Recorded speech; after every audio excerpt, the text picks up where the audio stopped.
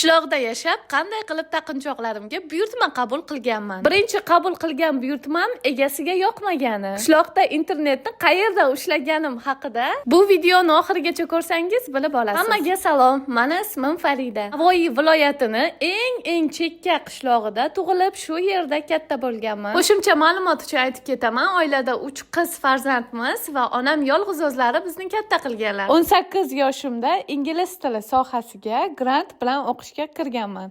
Shu bilan men shaharga yashashga ketganman, Navoiy shahriga. 3 oylik kanikulga qishloqqa qaytib kelganman va aynan taqinchoq sotuvini qishloqda amalga oshirishimga to'g'ri kelgan. O'sha paytlari qishlog'imizdagi eng katta muammo bu men uchun internetni ushlash bo'lgan, chunki 4G emas, internet ishlagan va aynan mana shu joyda internet yaxshi ishlardi. Mana shu ayvonni tepasidagina ishlardi xolos internet. Bu uchun men ayvonni tepasiga chiqqanman. Hozir tasavvur qila olmayman qanday qilib uddalaganimni. Onlayn gruppamga rasmlar joylaganman va hattoki sessiyani onlayn topshirish uchun ham xemisga testlarimni shu joyga chiqib yechganman, bo'lmasa iloji yo'q edi. Onlayn gruppamga har kuni shu joyga chiqib rasmlar joylaganim uchun menga birinchi buyurtmam tushgan. Birinchi buyurtmam menga xuddi shunaqa korona shahardan tushgan, men esa qishloqda bo'lganman. Lekin baribir ham tavakkal qilib, qabul qilib,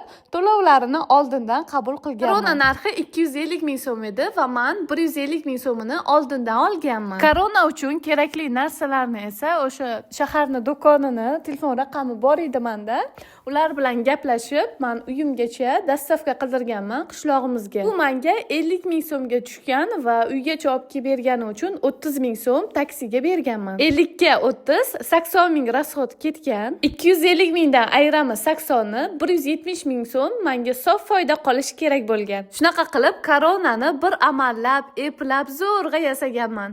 Buyurtmani qolgan pulini esa olgandan keyin berishlariga kelishgandek, shaharga qatnaydigan taksimiz bilan berib yuborgandim. O'zlari dastavka pulini berib olganlar. Qolgan pulini to'lov qilish uchun menga telefon qildilar va aytdilarki, korona uncha ham akkuratni emas.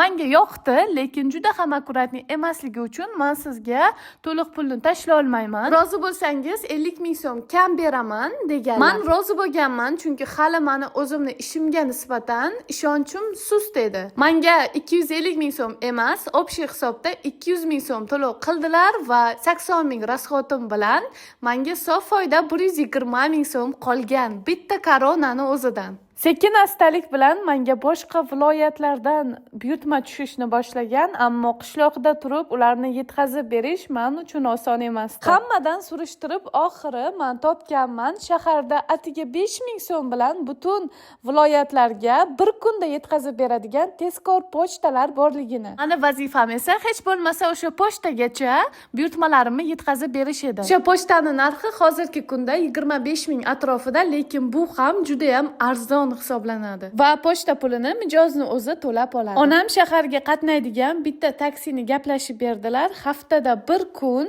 men o'sha pochtalarimni taksiga berib yuborardim. U borib pochtaga olib borib berardi. Ismi, telefon raqamini yozsam, shuni o'zi kifoya edi. Xullas, shunday qiyinchilik va izlanishlar bilan men o'z sotuvlarimni qishloqda yo'lga qo'yganman. Bu videoni men qishloqdaman, shu uchun men yo'lga qo'ya olmayman deb o'ylaydiganlar uchun tuzdim. Real va hayotimda haqiqatdan bo'lib o'tgan bu voqea yaqinlarim biladi. Aynan shu yo'llarni bosib o'tganim uchun ham hozirgi kunda meni shaxsiy brendim bor. Xrustalbay Farida brendi ostida meni 100 mingdan ortiq ayollar taniydi. 1,5 mingdan ortiq ayollarga esa shu sohani onlayn o'rgatdim. O'sha payt boshlaganim, harakat qilganim va taslim bo'lmaganim uchun ham hozirda shaxsiy daromadim bor. Insonlar oldida hurmatim, o'z qiziqishim, hunarim bor. So'nggi rusumli telefonim bor. Xullas, bu hunarim menga juda ham katta imkoniyatlarni ochib bergan. Meni kursimga qatnashish orqali boshlang'ich ish qurollarini bepulga olishingiz mumkin. Hamma zakazlarga ulgurmasdan charchab qolishlaringiz ham mumkin. Mana shu ko'rib turganlaringiz hammasi meni o'quvchilarimning ishlari. Bir oyga bormasdan meni kursimdan professional o'rganishgan. Keling endi kursim haqida ham ozgina ma'lumot berib o'taman. Bitta kursim nomi Xrustal va Telegram yopiq kanalida video darsliklar orqali mingdan ortiq o'quvchilarim o'qib natijaga erishgan.